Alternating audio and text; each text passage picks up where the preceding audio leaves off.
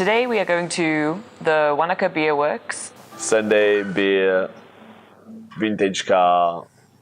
I am now a 65 years old man.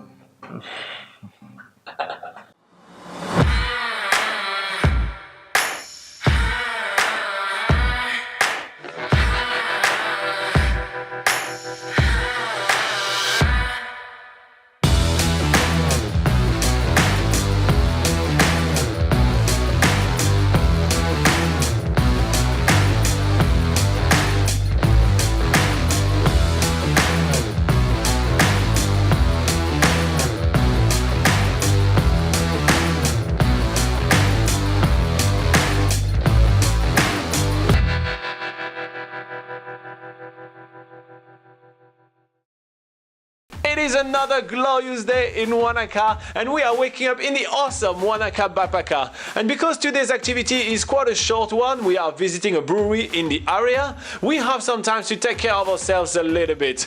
I really need a trim down. My haircut has been called a dead possum and even a dead bird, so it's really time for sheep shearing the back of my head. Laura also needs a little bit of a trim down, so I do cut the end of her hair as well, so she looks as gorgeous as she can with her new French-made haircut. So today we are joined by Manny, a friend of mine from Germany, and Ian, the owner of the Wanaka Beerworks, really wants us to take his old vintage car for a spin when going to Beerworks. It's okay, it's meant to be like this. We are heading towards Beerworks, which is the microbrewery of the Wanaka area. It's situated just by the Wanaka Airport, and it's a little bit tough to find to start with. It's sort of hidden behind a toy museum, but we are meeting our host for today, which is David, and he's going to be giving us a tour of Beerworks. Beerworks is one of the over 160 microbreweries in New Zealand, meaning they have a smaller production run of beers. They produce around 100,000 litres of beer a year. The tour turns into a battle of knowledge between Manny, my friend from Germany, which has probably been drinking beer since he was 7 years old, and David, our tour guide from New Zealand, which is incredibly passionate by beer making. He's there discussing recipes, techniques, as well as the different chemical ingredients that you can insert to beers to give them different taste. Oh my god, that is strong. And all the inner working of beer making. This all flies way above my head, as I am basically a casual beer drinker. I just show up at the pub, order a beer and drink it. I never knew how beer was made until we visited our first brewery, and honestly this is still a process which I'm really confused by. Why is there so many cubes? Why is there so many pipes? Why are there so many rules? But as David shows, there's a lot of science behind making craft beer.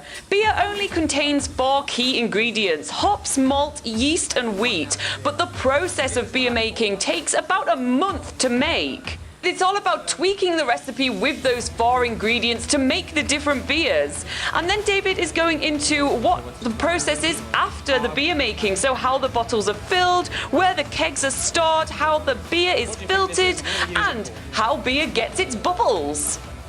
David also takes pride in showing us all the machinery that they have in this microbrewery, because despite the fact that this is a very small brewery compared to one of the biggest size, this brewery still produces beer 700 liters at a time, and you have to bottle all of that.